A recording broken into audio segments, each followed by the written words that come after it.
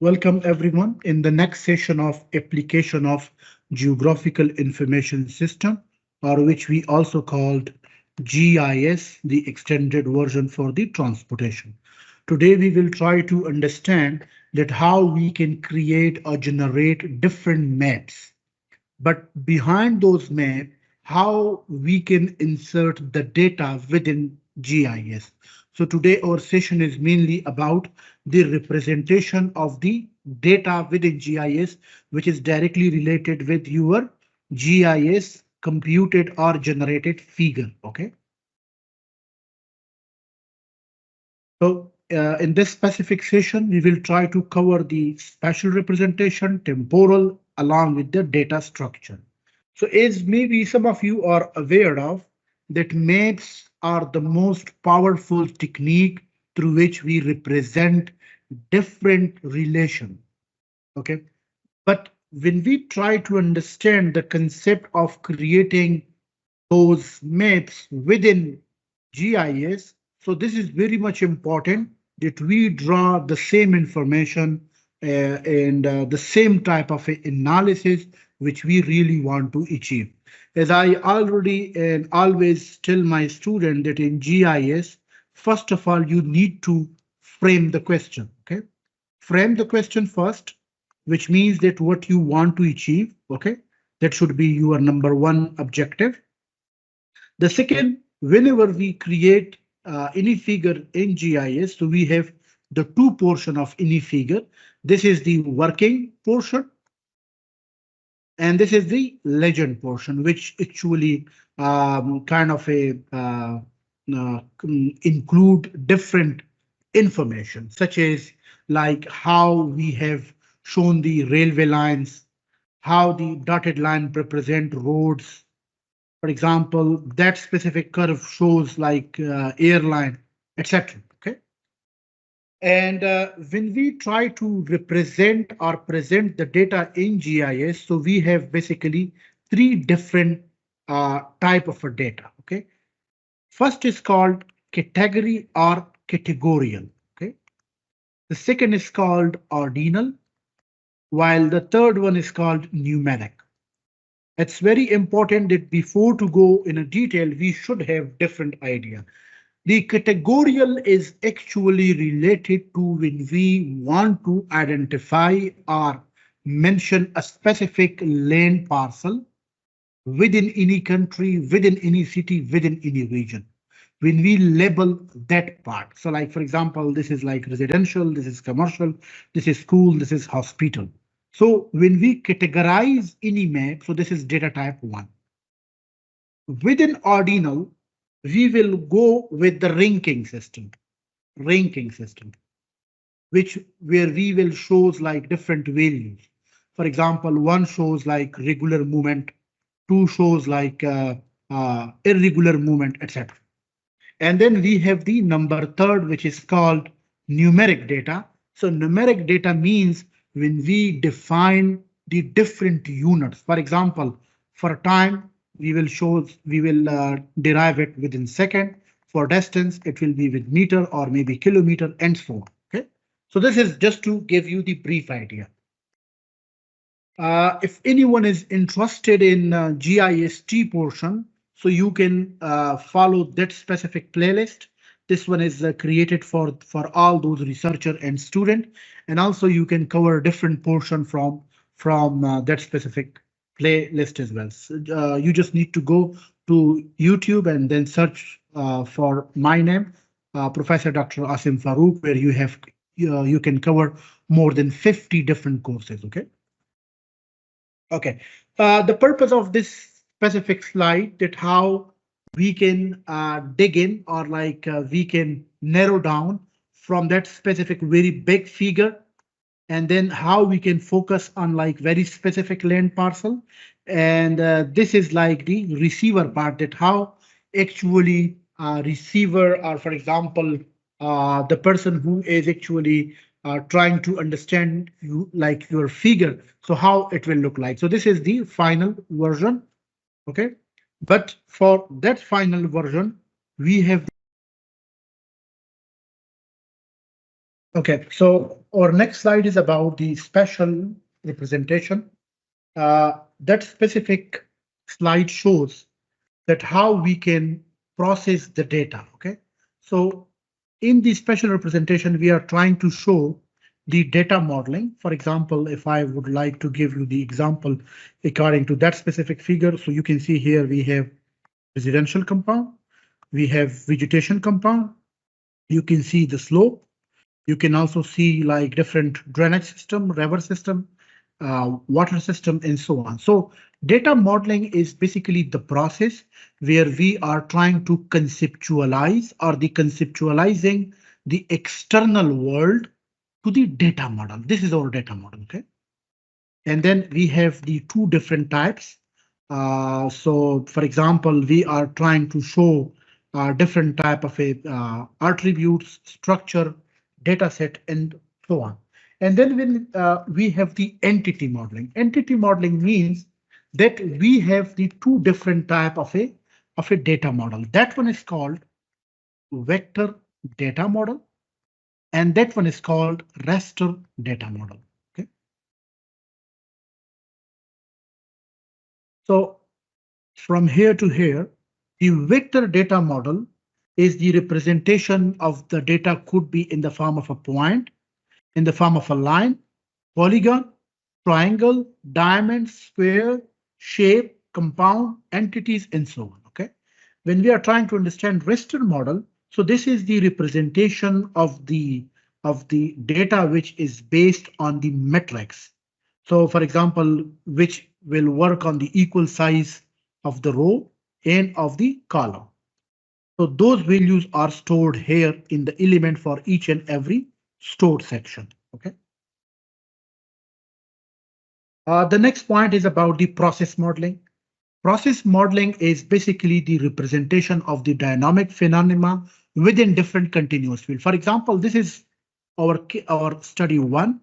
We are trying to upgrade any type of a information which we call the dynamic phenomena within that specific continuous field. So we actually start creating the process model in like such kind of a shape. So for example, you should consider that is a single node, and all of those are like different lengths are like networks. Okay. So but keep in mind that process modeling is the name of a finite models. Okay, so finite element model, which we call FEM. It actually work on like that part, but you need to understand one thing, that we cannot make the changes within that whole specific shape. Okay, we will always be focusing on a single place, on a single entity. Okay, that is very much important to understand. The next part is about the topological relationship through which we are trying to understand that how different values can be stored within different nodes, within different cell. For example, that is specific node, this is different lengths, and like so on. And any topographical map, any one big figure map is basically representing of different nodes or different cell. And those nodes are basically the data or the data parameter, which consists of a different type of a data. For example, temperature, slope, air temperature, vegetation, and so on. Okay, so this is the one example. If you are trying to construct a one single network or like intersection, so that specific network is consists of different nodes in like different lengths. So you can see here we should represent that specific model or like formalizing special relation uh, which actually give us the idea according to uh, our own purpose or our own frame question. Okay. The next point is about the temporal representation. So in the temporal representation, we will try to understand two series. The first one is when time is reflected in changes. And then second one, we have the pattern of different changes. What does it mean? So we are trying to understand, for example, if this is our starting model and this is our ending model. So this is the time t, and this is different events what which are happening at like different times. Okay, so what will be the spatial distribution of any given phenomena? Uh, so do we have any something or any change of significance which may happen during that time span? For example, this is a time period of like 1 year. So according to our frame question, what will happen if the same activity did not happen in like that specific year, number one? So we should consider that how time is basically reflected in different variations. And then we need to understand the different patterns. For example, that is the starting point, and then that specific node reach to like maximum here, and then to minimum here. So we need to understand the frequency of the gradual increase, density, duration, and amplitude, okay, of any data set. And then we have the different kind of a unit which we basically represent. So for example, if we are talking about that one, so those are called the temporal units. Okay. So that temporal unit could be second, like for the time, minute, maybe days, maybe in the season, maybe meter, and so on. So that is called node, and then that one is called branches. So here we have the pre-node branches, and here we have the post-node branches, post and pre. So we have the multiple realities over time, which are maybe independent, but this also allows different variation model so that we can compare different results or with compare it with the different simulation data. Okay. The third part we have of the modeling temporal relation, which is very much important to understand. For example, you can see here we will define that part in like two different points. The first one is association, and then we have combination, and then we have the transformation. As it's quite clear from like its name, so association means which are basically related to the temporal distribution, which represent different distances, relation, and so on.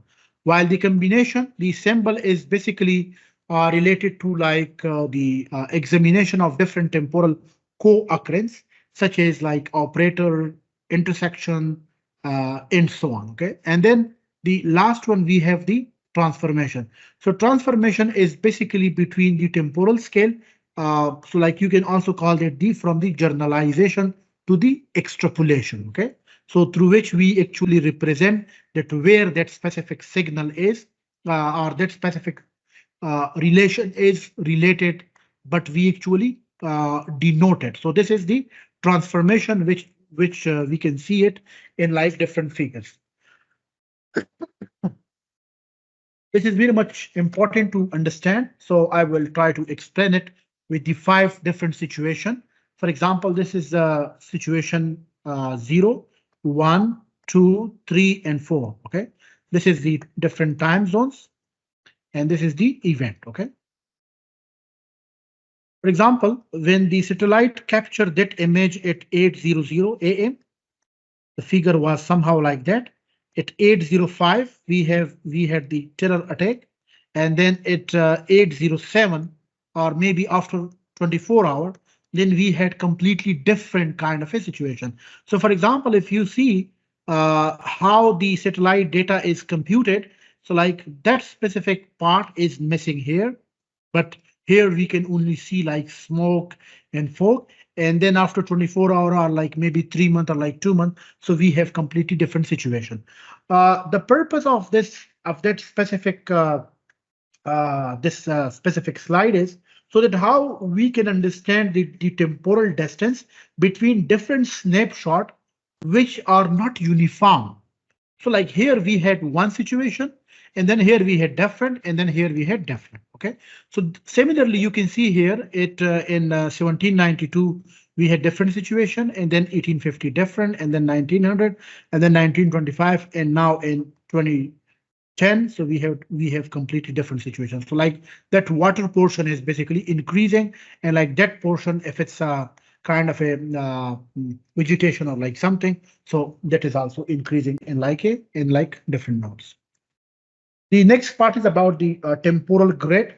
That is about that how data is basically stored. Okay, so we have the different variable length or list which stored data within those grids. So this is called grid. Okay, grid 1, 2, 3, 4, and 5, and it save different in the different time variation. So for example, T1 up to T2 and then T1. So like you can see here different fluxes. Okay. So a continuous updating is required so that we can update our own list. So each and every entry in the list is basically recorded and the same change according to different location, for example, and entity is basically stored within that specific figure.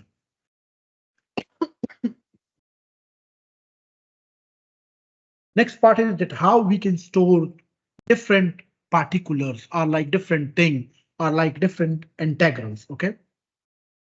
So the first one we have that is the time-based event, and that one we have the storage is a particular thing.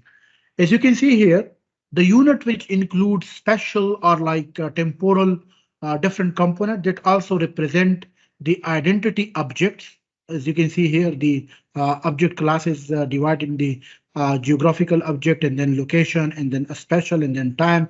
And then the same location is again divided, for example, and then spatial is again divided. So for the purpose to explain that specific slide, that the rule to determine that how split or merge entities can be stored is the part of different entity and entity class definition. So that's how we can define our single one objective into the different storage or like different particular things. Okay.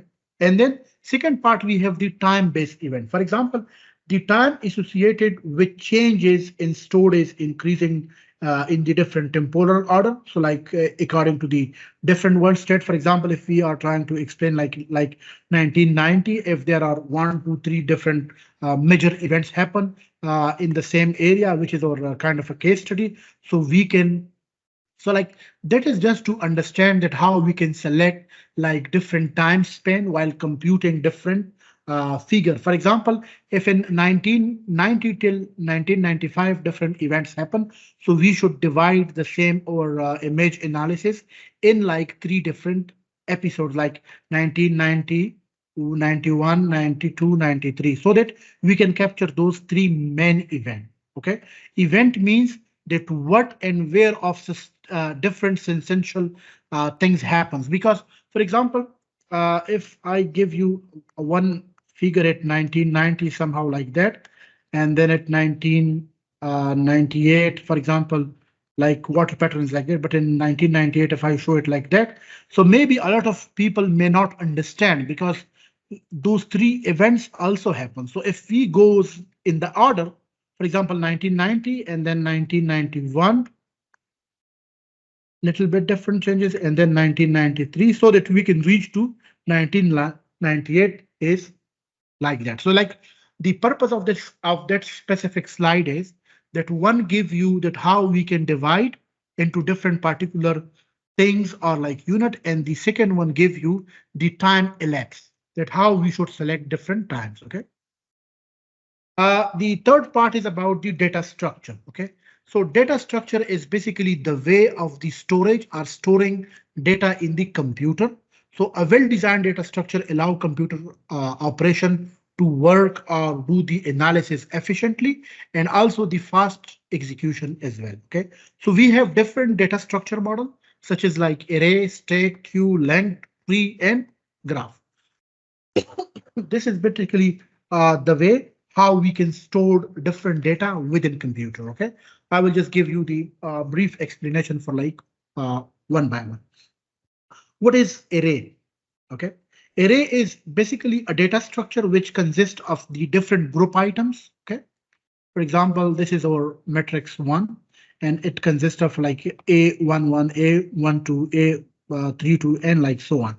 So array is basically data structure which consists of different group item, which can be accessed by indexing. Okay, or we give them like number, where we have different type of, for example, data, or like units, or like which occupies different area storage. So we have the multi-dimensional array through which we can access more than one index for like each dimension.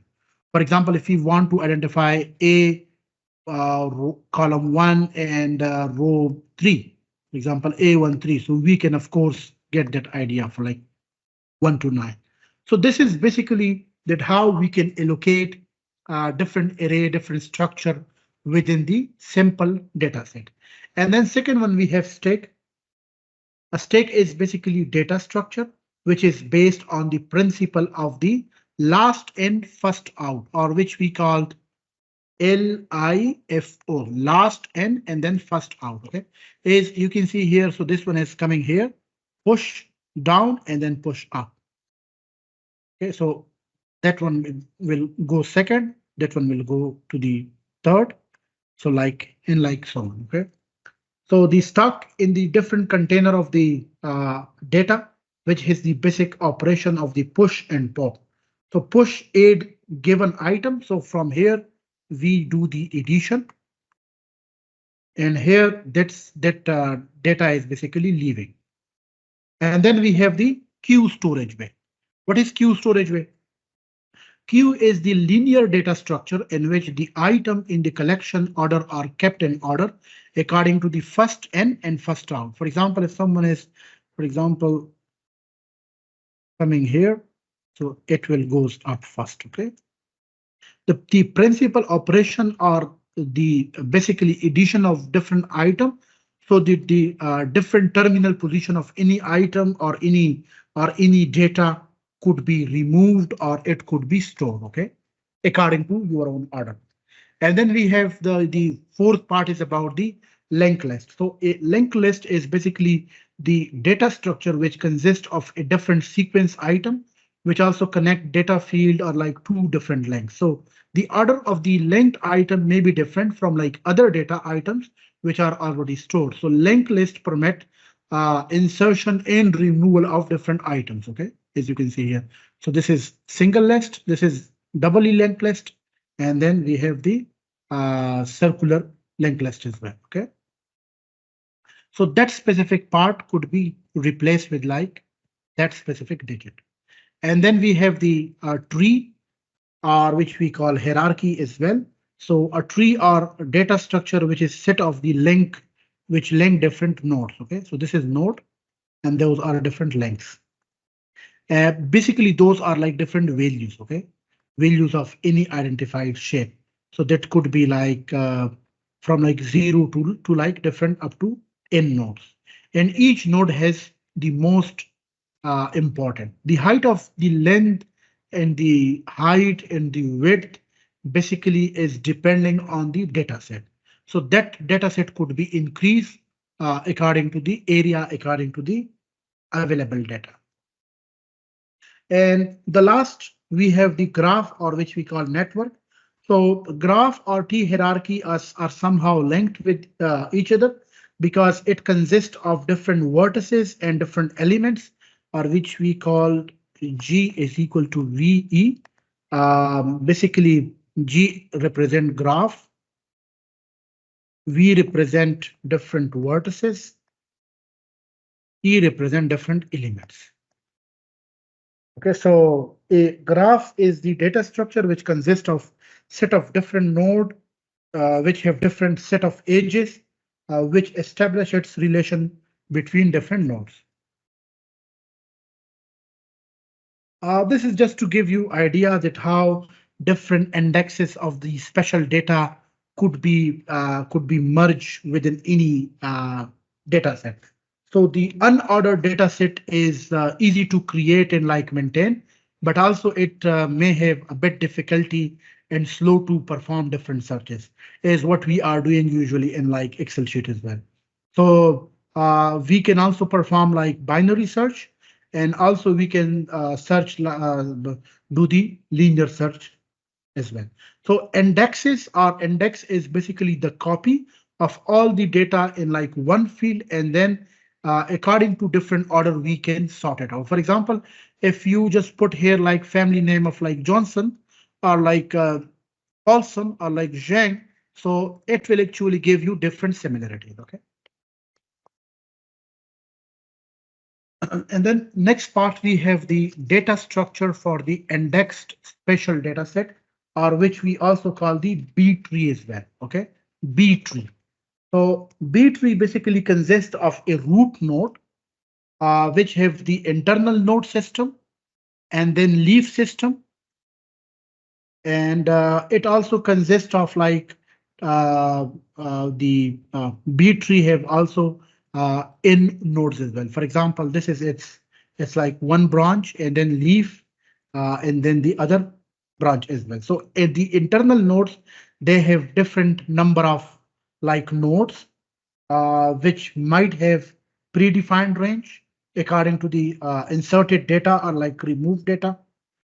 Because more data we have, so more trees will be defined according to the available data. Okay, and then we have R tree, as you can see here, R. This is basically R, that portion, and that have different like shapes, one leg, two leg, three leg, and so on. Okay. R tree is basically extended version of the B tree, which store rectangular data, and each node within the tree is associated with the rectangle that equal to maintain different bounding rectangles. Okay, and it have also, of course, different roots, continuous, downward, leaf, and stored, and like so on. Okay. And then we have the space filling curve. The space filling curve mean that that specific data could be stored within row form, within row prime, within modern data structure as well. So space filling curve should have the property which closed object should have similar different values. For example, different 2D maps which are connected with the data set of the R. So theoretically, that exists on the kind of a on the by objective function. However, if that space is not defined, so that space filling curve may have good property to be used as the index function. Okay. But in the shorter notes, for the understanding purpose, you need to understand that we have different row mechanism curve, and which the idea that how that specific data is important are like important are like we actually need it. So that is basically dependent on the data structure.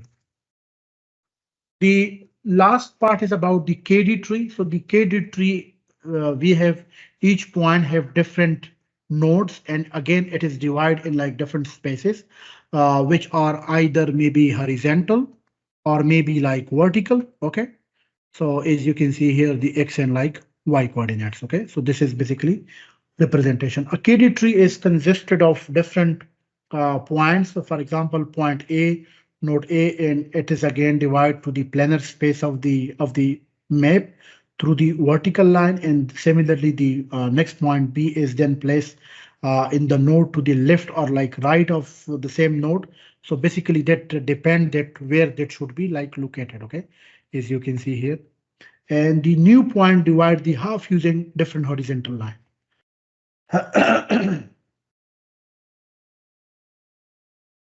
So this is one typical example. So just to give you the accessibility study which connect different point line segment, as you can see here, this is that specific lines shows that those are all roads in like network line, and this is all, those are our like points, and this is our connecting links. So this is the typical example of the accessibility studies through which we are trying to connect different point to the line segment while using different uh, different special data indexing. So that task is to connect different point to the closest line within the network, and this can be done while to compute different distances between those points, and but this sometimes often lead to the to the very unprocessed or like unacceptable processing time. So therefore, sometimes we also use the special indexes system as well. That specific figure which show the data set length of, you can see here, almost 4 million and different points. So by using different data indexes, the search process is again divided into two different parts.